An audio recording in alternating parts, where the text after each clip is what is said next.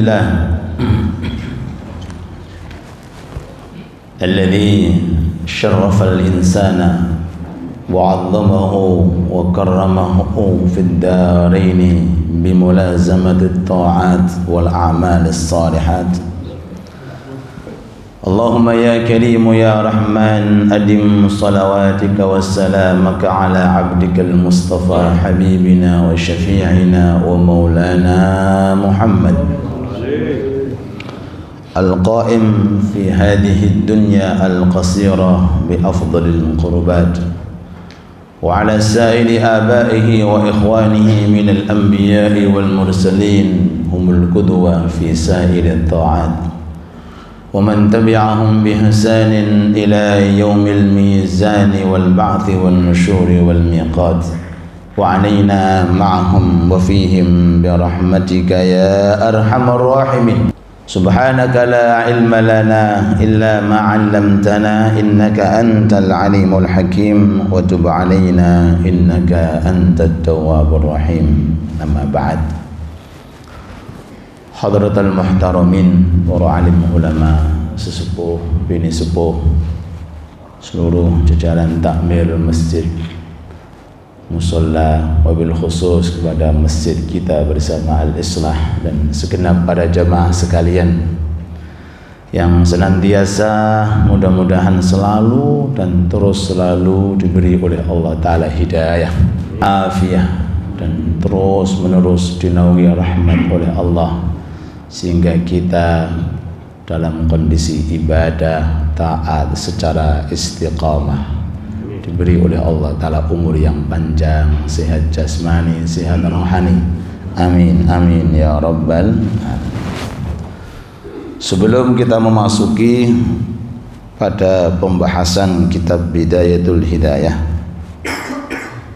ada salah satu hadis dari Nabi Agung Muhammad sallallahu alaihi wasallam yang berbunyi, man yuridillah bihi khairan yufaqihu fiddin. Ini hadis kecil ya, tapi dikutip oleh para ulama pada setiap karangan. Rata-rata dalam karangan-karangan para ulama itu rata-rata mengutip hadis yang barusan kita dengarkan, man yuridillah bihi khair yufaqihu fiddin. Tanda dari sekian tanda yang menunjukkan Allah berkehendak menjadikan orang itu baik. Yufaqihu fiddin, orang itu dikasih oleh Allah Ta'ala rasa cinta untuk agama, dikasih oleh Allah Ta'ala senang untuk menghadiri majelis-majelis ta'lim. Yufaqihu fiddin, diberi oleh Allah Ta'ala tambahan-tambahan ilmu agama. Mudah-mudahan kita semuanya termasuk. Man yuridillah bihi khair, kalau Allah Ta'ala berkehendak orang itu menjadi baik, khair, menjadi mulia, yufaqihu fiddin. Di dunia ini orang itu akan dikasih oleh Allah Ta'ala rasa cinta, rasa senang untuk mendalami sedikit demi sedikit, hari demi hari, waktu demi waktu untuk mendalami ilmu agama. Likulli mantuqin mafhum, kata ulama-ulama ahli usul itu. Setiap ada hadis ada inti maknanya, juga ada kebalikan makna, mafhum. Jadi mafhumnya itu hadis kalau mau dibalik ya, barang siapa yang tidak diinginkan oleh Allah Ta'ala menjadi orang baik, berarti orang itu tidak dikasih oleh Allah Ta'ala rasa cinta terhadap ilmu. Kan ngoten nggih. Barang siapa yang dihadirkan oleh Allah Ta'ala seneng ngaji, seneng hadir majelis taklim, itu berarti tandanya orang itu akan menjadi baik. Dan itu fakta membuktikan kebaikan dan ketaatan yang bisa kita istiqomahkan sampai sekarang itu kita termotivasi. Apa penyebabnya? Apa? Masuk piringan. Kenapa? Ya karena kita termotivasi, terketuk karena kita hadir pengajian. Dalam pengajian dibahas fadilah jamaah. Akhirnya kita bisa jamaah. Dalam pengajian kita dikenalkan dengan pentingnya majelis taklim. Akhirnya kita datang majelis taklim. Pentingnya kita menghadiri majelis zikir atau majelis sholawat dan seterusnya. Itu karena kita termotivasi. Orang ingin kena air hujan, bagaimana caranya? Ya hujan-hujan.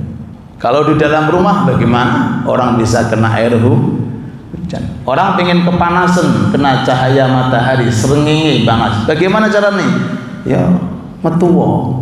Begitu pula kalau orang ingin dapat hidayah dan rahmat dari Allah, inna lillahi ta'ala fi ayyami dahrikum lanafahat. Allah Ta'ala setiap saat itu punya hidayah, punya rahmat. Bagaimana? Fata'arrahtu, maka ambillah rahmat tersebut, carilah hidayah tersebut. Lah rahmat dan hidayah Allah letaknya ada pada masjid, ada pada majelis-majelis taklim. Terus kita bersyukur kepada Allah, kita ucapkan alhamdulillah, di mana di masjid kita ini masya Allah terpenuhi dengan program demi program yang insya Allah bisa membuat kita lebih cinta terhadap masjid, lebih cinta terhadap Islam, lebih cinta terhadap majelis ta'lim. Man yuridillah bihi khairan yufaqihu fid din. Mudah-mudahan majelis ta'lim kita diberkahi oleh Allah. Amin ya rabbal alamin. Monggo diunjuk rian, monggo. Ada 3 golongan kemarin. Ya. Kemarin kapan? Kemarin dulu. Ya, ada yang mencari ilmu untuk semata-mata mendapatkan ridho Allah, mendapatkan akhirat, mendapatkan surganya Allah, tanpa ada keinginan sedikit pun untuk mendapatkan kepentingan dunia sesaat. Gak pengen dipuji,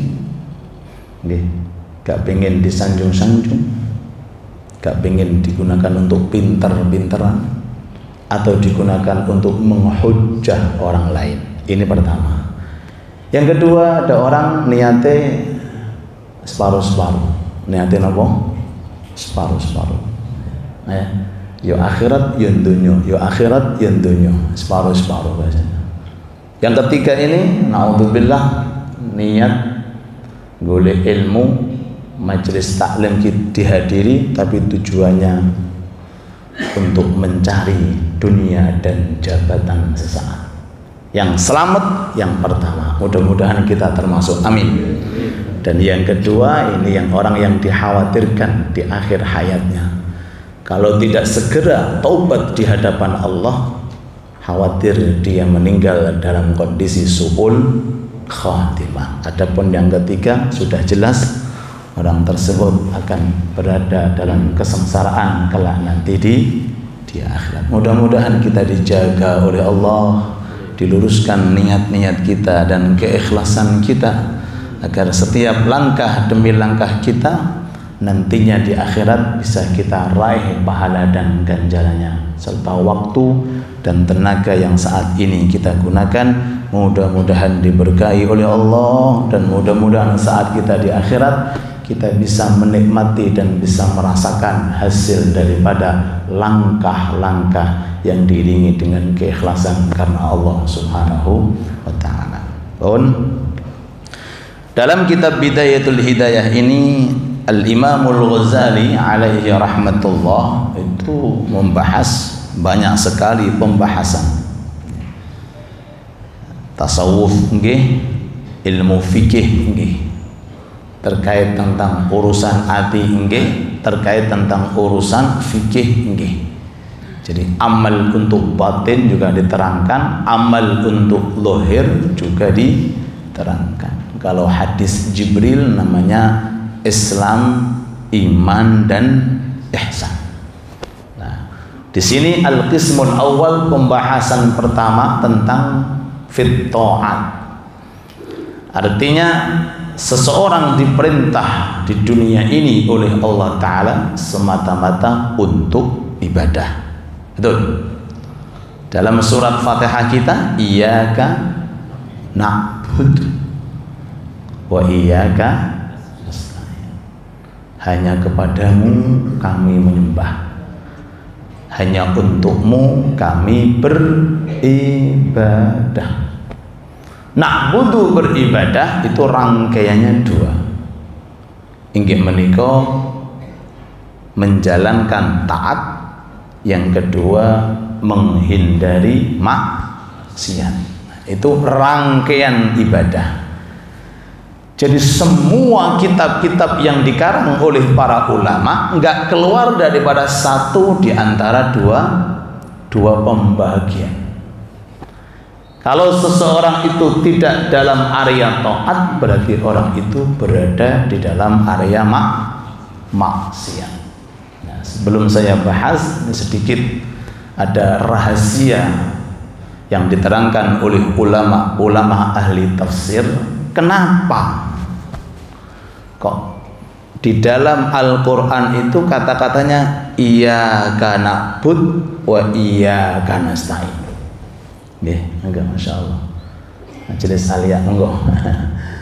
Kepada kami, kepadaku, kata Allah, beribadalah, dan kepadakulah kamu minta bantuan. Kok enggak dibalik? Ar-Rahmanir Rahim, iyyaka nasta'inu wa iyyaka na'budu. Kenapa kok na'budu didahulukan, nasta'inu diakhirkan? Ulama-ulama ahli tafsir banyak sekali mengutip daripada sir, rahasia yang tersembunyi dalam ayat tersebut. Dan bukan hanya ayat ini, banyak sekali ayat-ayat lain yang kalau kita mau mengkaji, mau mengupas, maka bukan sekedar kita tahu tajwidnya atau tahu bacaannya atau tahu makhrajnya, itu urusan dohir. Bahasane mangga nembe kulite, isine orang masuk. Nah, di antara isinya Al-Qur'an inggih menika kajian tentang tafsir. Kata ulama mengatakan Allah mentertibkan di dalam surat Al-Fatihah iyyaka na'bud didahulukan, wa iyyaka nasta'in disebutkan setelahnya, menunjukkan bantuan tidak akan datang kalau orang tidak mengkondisikan ibadah dengan baik. Allahumma shalli ala Muhammad. Bantuan tidak akan datang, pertolongan tidak akan mungkin turun selama seseorang itu belum bisa memperbaiki hubungan dia kepada Allah. Niku kita doa, kita minta, kita doa, kita minta. Oke. Doa mudah dihafalkan. Tinggal ngomong ya Rabb, Allahumma, ya Allah. Tinggal ngoten mawon. Tapi sebelum kita membahas tentang doa dan kita meminta, kondisi awak dhewe wis bener porong ketika menyikapi ibadah. Kalau seseorang itu dirinya betul-betul diperbaiki dengan baik, dikondisikan ibadahnya secara baik, maka gak akan lama pertolongan akan turun di hadapan Allah Subhanahu wa ta'ala. Niku diantara rahasia iyyaka na'bud wa iyyaka nasta'in. Mudah-mudahan Allah jadikan kita orang-orang yang ahli ibadah. Amin. Pun sedikit kita keluar, kita masuk lagi. Rangkaian ibadah iyyaka na'bud kata Imam Ghazali ada dua, yaitu fi'lul awamir wa tarkul manahi. Mengerjakan suatu perintah dan meninggalkan suatu larangan. Nah, perintah ini rangkaiannya ada dua. cabange wonten kalih, pembahasannya ada dua. Yang pertama inggih menika al faraid, perkara-perkara yang wajib. Sing nomor kalih inggih menika an nawafil, perkara-perkara yang sunnah. Niki setiap orang menjalankan perintah isinya kalau enggak satu kalau enggak wajib nggih sunnah niku perintah. Kan di dalam syariat Islam ada namanya wajib, lawan katanya haram. Nggih haram. Ada namanya sunnah, lawan katanya makruh. Ada yang namanya mubah. Niku hukum syariat ada 5. Wajib, kemudian haram, kemudian sunnah, kemudian makruh, kemudian mubah. Kita di mana? Di wajib sunnah. Jangan sampai di haram, kalau bisa juga jangan sampai di makruh. Antara wajib dengan sunnah, mulai bangun tidur sampai mau tidur kita antara wajib dengan sunnah. Apa itu wajib? Wajib kalau tidak dilakukan dosa, kalau dilakukan mendapatkan pahala. Niku yang wajib. Semisal napa? Salat 5 waktu. Niku wajib. Kalau sunnah, kalau dikerjakan dapat pahala, kalau ditinggalkan tidak mendapatkan apa-apa. Niku perkara sing sunnah. Semisal qobliyah subuh, semisal isyraq yang akan kita kerjakan dan seterusnya. Jangan sampai orang itu haram dilakukan, kalau bisa pun makruh jangan dilakukan. Haram jelas, makruh makan tangan kiri. Loh, kalau kita sudah bahas terbidah ya, nek saged makan jangan tangan kiri. Piye Ustaz? Ono pecel, ono kerupuk, ono tempene. Piye? Carane piye? Carane ya dimakan. Makane piye? Delek kerupuk ini ndi? Delek nggone piring, mosok kerupuk dicekel. Ini hal yang sepele. Nggih. Hal apa? Hal yang sepele. Makruh kalau dilakukan enggak mendapatkan apa-apa. Cuma kalau ditinggalkan mendapatkan pahala. Nah, yang terakhir ini mubah. Contohnya apa mubah? Minum air yang ada di depan Anda. Niki mubah.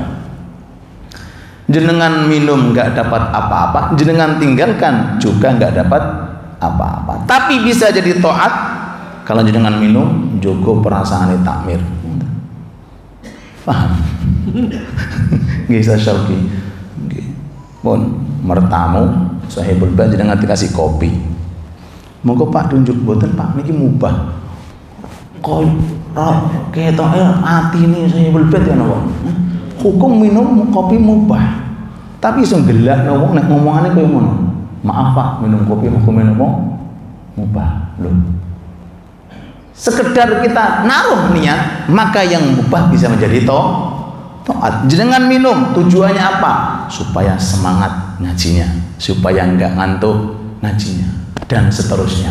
Lah, para aulia, para sholihin di dalam kehidupannya enggak ada istilah mubah.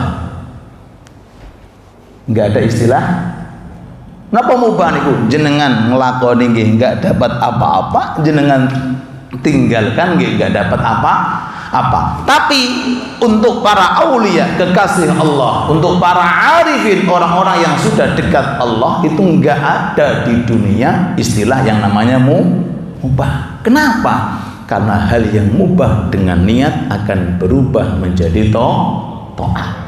Makan, minum mubah. Kalau kita iringi dengan taat menjadi ibadah. Tidur hukumnya apa?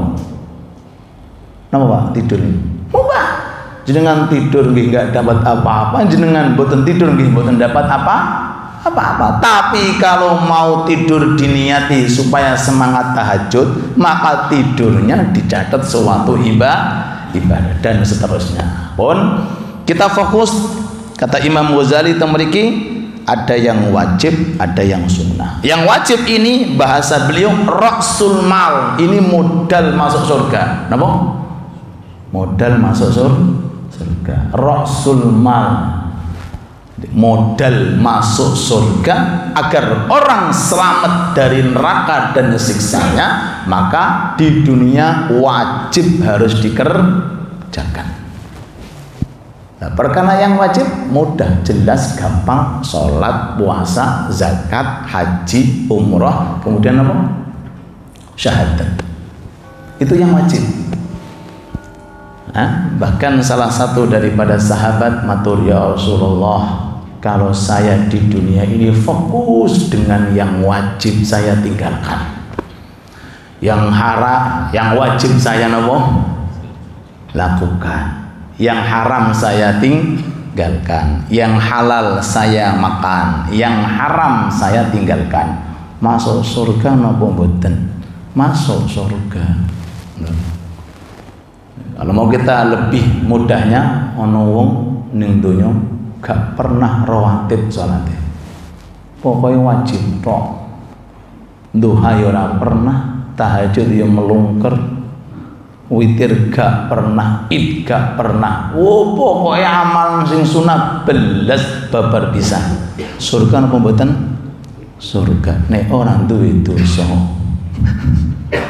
No? Yen orang duwe dosa. Surga bihin najah, kata Imam Ghazali, dengan yang wajib sudah bisa digunakan membeli tiket masuk di surga. Ini perkara yang wajib, namanya modal kita untuk mendapatkan surga, selamat daripada neraka. Tapi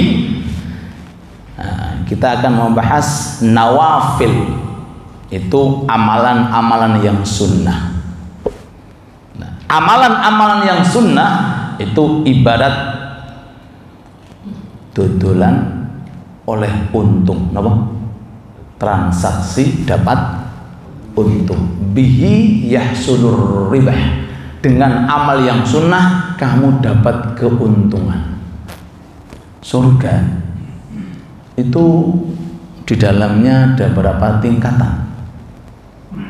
Menurut keterangan Habib Abdullah bin Alawi Al-Haddad, sesuai dengan bilangan ayat Quran. Ayat Quran pinten? 6.000 lebih. Masing mengatakan 666. Koyo nomor plat sepeda motor.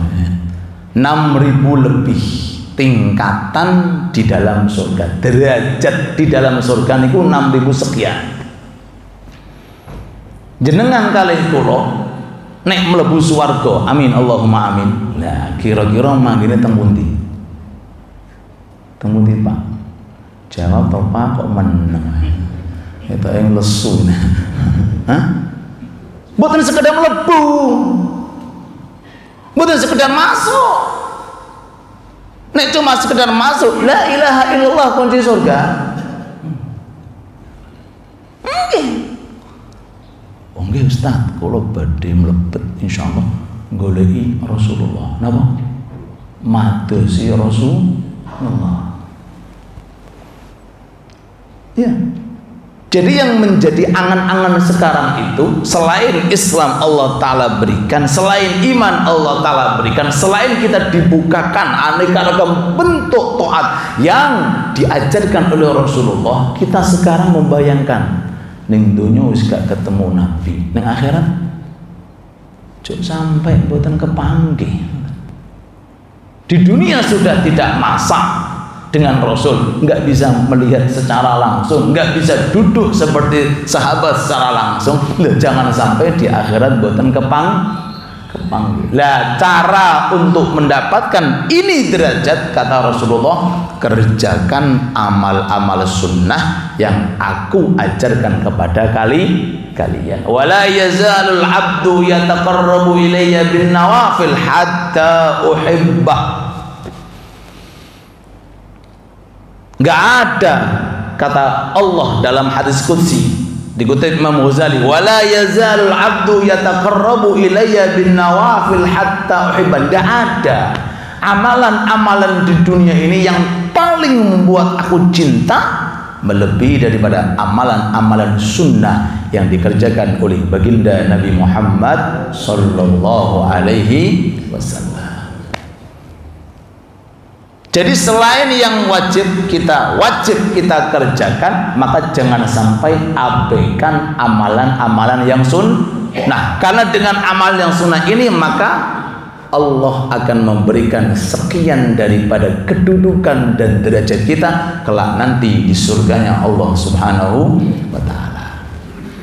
Dalam kitab-kitab para ulama-ulama kita disebutkan bahwa di dalam surga ada keluh kesah. Di dalam surga ada keluh kesah. Bahasanya nelongso. Tapi nelongso dan keluh kesah ini jangan kita bayangkan seperti keluh kesah kita di dunia. Bukan. Keluh kesah atau nelongso nih penduduk surga niku karena ada perbedaan derajat per derajat dari orang-orang tertentu. Inna ahlal jannati yatahassaruna fil jannah ala sa'atin marrat alaihim wa hum la yadhkuruna Allah. Di antara keluh kesah yang dialami oleh penduduk surga adalah rasa rugi dia. Kenapa ketika saya di dunia ada waktu saya gunakan untuk berzikir tapi tidak digunakan berzikir kepada Allah. Sakit ngomong subhanallah tapi enggak diomongkan. Bisa untuk mengatakan la ilaha illallah tapi mboten diucapkan. Bisa membaca alhamdulillah tapi diabaikan. Ini diantara kata Rasulullah dalam hadisnya. Makanya Rasulullah pernah menyampaikan ada 2 orang masuk surga. 2 orang ini kalau bahasa sekarang siji bose, siji karyawane. Siji napa? Bose, siji karyawane. Urusan donya kira-kira sing mulya pundi, Pak? Bos napa karyawan? Kok menengan ya? Wah, duitnya akeh, mobilnya apik, ya urusan donya. Urusan masuk surga belum tentu, Pak. Jadi urusan dunia nek mboten dibawa ke akhirat, mboten saged meningkatkan nopo-nopo. Mboten saged. Zate dunia, harta, jabatan kalau bukan untuk akhirat enggak bisa membuat levelnya itu di surga sesuai dengan banyaknya harta dan tingginya kedudukan. Tidak bisa kecuali kalau digunakan untuk akhirat. Mlebu swarga masuk bareng-bareng karyawannya lebih tinggi daripada bose. Karyawannya lebih tinggi daripada bose. Kalau bahasa kitab antara hamba saya dengan majikannya, antara abd dengan sayyidnya. Kata bose, Gusti, kok dia lebih dulu daripada aku? Padahal aku nyentuhnya ini bose. Kok bisa? Kata Allah Ta'ala, semua amalan kalian berdua sama, cuma selisihnya si karyawan luwih banyak tasbihnya daripada kamu, selisih 1 kali. Pinten, Pak? 1 dong. Mboten tahajud, mboten duhane, mboten isyaq, mboten ngaji. Kuwabeh padha, cuma selisih napa? 1 kali tasbih sudah ketinggalan Pak Bos. Jadi mboten wonten sing saged mempercepat kita di surga naik drastis melebihi daripada amalan-amalan sunnah yang dikerjakan oleh baginda Nabi Muhammad sallallahu alaihi wasallam. Dan keuntungan kita bukan dari yang wajib. Yang wajib itu sudah modal, mau nggak mau paten harus dikerjakan, Pak. Keuntungan kita letaknya pada amal-amal sunnah secara umum, bahkan secara khusus adab dan akhlak kita saat kita beraktivitas. Barusan kita melakukan sholat subuh secara berjamaah, betul? Maaf, apakah nilai pahala kita sama? Hah? Yang tahu Allah. Kok boten saged sama Ustaz, padahal masjidnya podo Al-Islah. Imamnya yo sapa imam? Sama, bacaannya sama, gerakan sama, pulang-pulang kok beda. Lo beda. Maaf lo panggil. Yang soft awal beda dengan yang soft kedua. Lo maaf. Apalagi sing soft ketiga. Apalagi sing soft keempat. Apalagi sing ora jamaah. Loh, yang soft kanan beda dengan yang kiri. Beda lagi soft yang di belakang loh, beda. Softnya renggang, beda sing rapet. Loh, sering kalau sampai akhir. Pulau mboten sombong, pulau mboten sombong. Pahala pulau ketok emang 70 kali. Sebab napa niki? Siwak.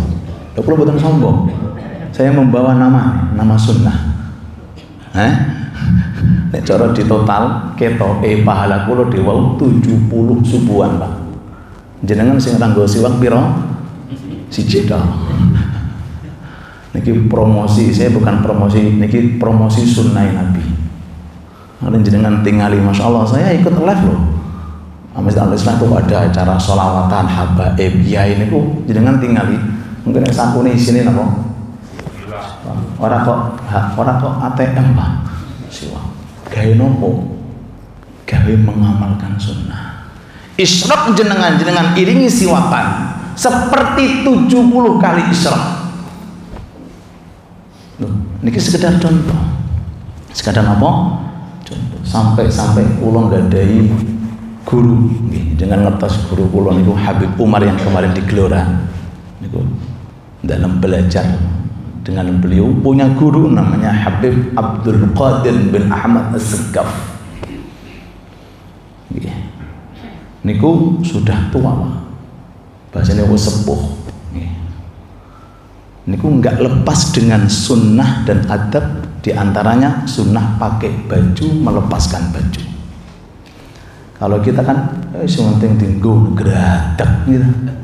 Loh, padahal kalau kita mau mempelajari cukup dengan baju, cara makai, cara nyopot untuk pahala kata.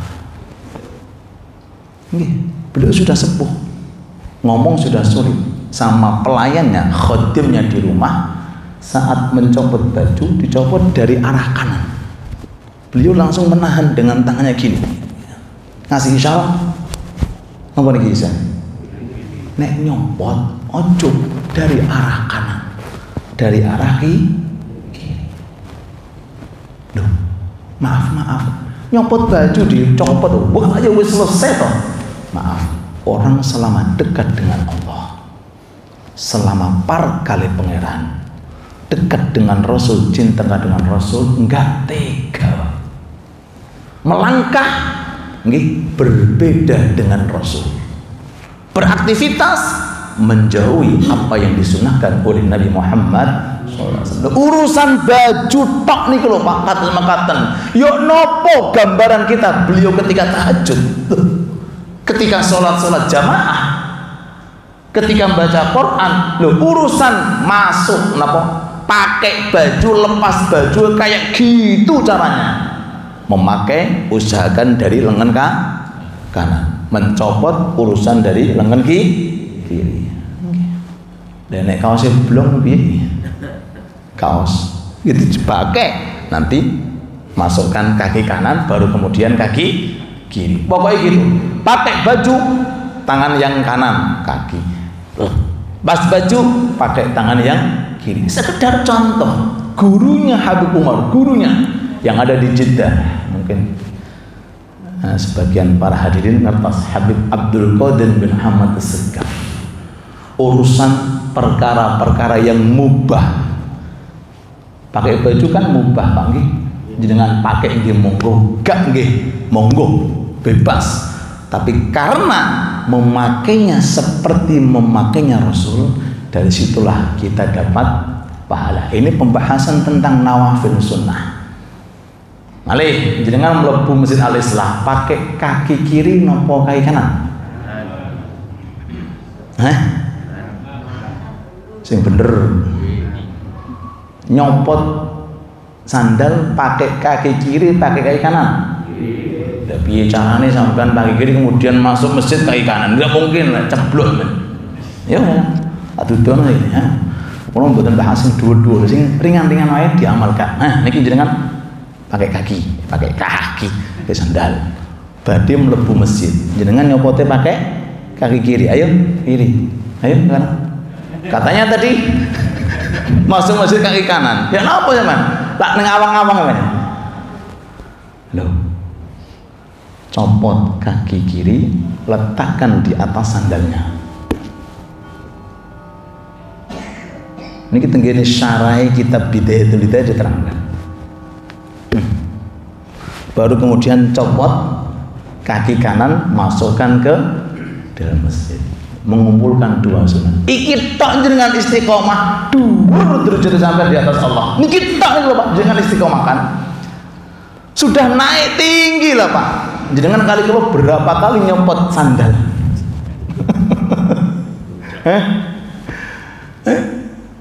Berapa kali pakai sandal? Berapa kali nyopot sandal? Bahkan orang-orang salaf dulu urusan sandal nggak mau ketinggalan, lali nyopote pakai kaki kanan, gak gelem Pak, bali malah nggo sandale Pak. Awak dhewe kan alah babat bisa pesat semen. Loh beliau boten. Ini kembali kepada adab dan akhlak tata krama datang ngersanipun Allah Subhanahu wa taala. Urusan sing mubah begitu mendetilnya. Makanya kadang zaman-zaman dahulu ada omongan gak usah soft-soft rapet, gak usah perkara sing sunah. Loh, ini kok hati tergores soalnya. Urusan sunnah jangan sampai disepelekan. Allahumma sholli ala Muhammad. Yang wajib sudah, perkara yang sunnah lah. Perkara yang sunnah ini kita dianjurkan mengerjakan, ada beberapa alasan kata para ulama. Ngaji ini sampai jam 8, sampai jam 9 bisa syauki. Pun 10 menit malah bangke kalau buka pertanyaan. Ya. Monggo dulu. Bismillahirrahmanirrahim. Lho, ampun setengah cekukan. Nek minum napa? Ping 3. Seruput. Aja model kaya wong gendine glok. Nek ana cekek diminum, dikeluarkan. Keluarkan nafasnya dari luar, diminum, dikeluarkan. Ping 3. Salah tata anfas 3 kali nafas. Dugi putih di bawah. Dugi minum. Nah, ulama mengatakan kenapa? Kok para ulama, para kekasih Allah Ta'ala itu membahas tentang hal sunnah. Apakah enggak cukup yang wajib saja? Apa sih hikmahnya dan rahasianya? Setunggal. Ini perlu kita terangkan agar kita termotivasi untuk mengamalkan pertama. Hikmah Nabi Muhammad, Allahumma sholli ala Muhammad, memberikan contoh qudwah hasanah terkait tentang yang sunnah. 1, untuk nambeli kekurangan kita dalam hal yang wajib. Nembeli. Jadi sing bolong-bolong, sing ngurung rapat-rapat, sing bocor-bocor ditambeli cek rapat. Makanya ada qobliyah subuh diamalkan. Napa sih faedahe? Siapa tahu subuh kita ini wonten kekurangannya. Bahasanya gelasnya pecah retak. Akhirnya digunakan qobliyah niku damel nambeli. Soft awal sunnah buat nopo ya, tadi nambeli kekurangan dalam perkara sing wajib. Dalam sholat sunnah dalam sholat kita mulai takbir sampai salam itu ada ulama sampai mengeluarkan 1000 sunnah Pak. Pinten? 1000 sunnah. Ya nopo nih carane iki? 1000 sunnah. Mulai takbir sampai salam niku ditulis, dihayati, diteliti dari hadis-hadis Rasul dan amalnya Rasul niku sampai ba'duhum awsala ila alfa sunnah.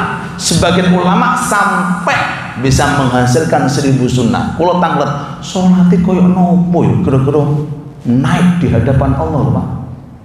Kinten-kinten kados nopo lho. Nembe salat tok niku belum ibadah-ibadah yang lain. Jadi yang pertama damel nopo kita mengamalkan sunnah, damel nambeli kekurangan-kekurangan yang ada di dalam perkara yang wajib. Sesuai dengan hadis Rasulullah dalam suatu riwayat, ketika ada seseorang dipanggil oleh Allah Ta'ala, liyakum fulan bin fulan, ayo fulan bin fulan berdiri menghadapku, kata Allah Ta'ala, dengan membawa buku catatan amal. Diperiksa. Apa sih diperiksa pertama kali? Sholat didelok zuhur asare bolong kabeh ndan sing pepek belas muter ya salat khusyuk ning ndi ikhlas ning ndi. Saya entar dulu duwe simpenan rawatib enggak? Niki hadis. Punya simpenan duha isyraq enggak? Punya simpenan tahajud witir enggak? Ngoten. Punya simpenan salat tahiyatul masjid enggak? Mboten nggadhahi Gusti. Ya wis iki piye cara nambeli? Mboten saged. Kalau punya simpenan rawatib sholat sunnah maka bisa nambeli, sehingga sing bolong tertutupi, sing retak bisa ditambeli sehingga orang tersebut selamat. Oh, niki pertama, niki hikmah pertama. Ada orang mengatakan, udah insya Allah saya sholatnya pasti bener, pasti sah, pasti diterima. Lu kan? Nah, kemudian Nabi Muhammad mboten ta? Dan Nabi Muhammad kenging apa? Tahajud sampai membengkak. Kenging apa Nabi Muhammad menganjurkan sampai duha, ada riwayat 12. Duha sampai ada riwayat 12 rakaat. Riwayat yang masyhur 8 rakaat paling banyak. Dan kenging apa Rasulullah menganjurkan tahiyatul masjid, sunnah wudu ketika selesai wudu salat 2 rakaat, duha, kemudian isyraq, kemudian untuk apa? Bukan untuk Rasulullah. Rasulullah itu pepek Pak. Untuk sinten kagem kula kalih panjenengan hidup di dunia ini yang kadang-kadang ketika melakukan sholat pikirannya muter. Allahu Akbar. Ki ono mangane porang aja. Ngoten. Nek mangan minimal bungkusan rere. Gak ono minimal air putih aja. Loh, ini muter. Mboten jenengan, sing imami dia sudah muter. Nah jenengan masya Allah khusyuk banget. Ya, sekedar contoh. Pertama, sing kedua, kalau memang betul-betul sudah pas sholat kita, ibadah kita sing wajib, maka sunnah untuk apa? Tadi saya sampaikan, untuk meningkatkan kualitas derajat kita di sisi Allah. Apakah orang yang subuh sholatnya sudah di masjid, sudah jamaah, sudah shaf awal, apakah sama derajatnya dengan orang yang sebelumnya sholat qobliyah subuh? Bukan sama, la yastawiyan, tidak sama. Oh, di dunia saja dilihat beda subuh tok dengan subuh pakai qobliyah, beda. Loh, ngoten lho Pak. Di dunia ini mulai bangun tidur sampai mau tidur, berapa masyarakat Gresik ini? Berapa puluh? Apakah pahala yang naik melalui malaikat ini di hadapan Allah niki sama? Bukan sama. Bukan sama. Ada sisi perbedaan. Dari mana itu? Dari amaliyah sunnah yang diajarkan oleh baginda Nabi Muhammad sallallahu alaihi wasallam. Niki yang kedua, waktu sudah masuk. Yang terakhir, fokus di dalam amalan-amalan sunnah, wabil khusus tentang sholat. Datang seseorang matur, ya Rasulullah, kulo pengen kepanggih jenengan dados pendamping di surga. Amalan nopo? Kata Rasulullah, perbanyak sujud. Fa'inni ala nasib bikatrati sujud, perbanyak sujud. Maksudnya apa perbanyak sujud? Wong sujud dalam sholat itu nggih nek mboten 2 nggih 3, nek mboten 3 nggih 4. Napa maksudnya? Nggih menika mengamalkan, memperbanyak amalan-amalan sholat yang disunnahkan baginda Nabi Muhammad sallallahu alaihi wasallam. Mudah-mudahan sekelumit apa yang kita pelajari bersama-sama dalam kitab Bidayatul Hidayah, diri kita diberkahi oleh Allah, waktu kita diberkahi oleh Allah, usaha kita insya Allah diberkahi oleh Allah, anak turun kita insya Allah dijadikan anak yang saleh dan salehah, dan kita diberi oleh Allah Ta'ala umur insya Allah yang panjang, sehat walafiat. Dan jangan lupa doakan teman-teman kita yang ada di Palestina Gaza, mudah-mudahan yang meninggal dunia dijadikan syuhada, dan mudah-mudahan yang terus berjuang diberi oleh Allah adalah kekuatan yang zahir dan batin, dan mudah-mudahan kemenangan diraih oleh kaum muslimin. Amin ya rabbal alamin. Rabbana atina fid dunya hasanah wa fil akhirati hasanah wa qina adzabannar walhamdulillahi rabbil alamin. Monggo.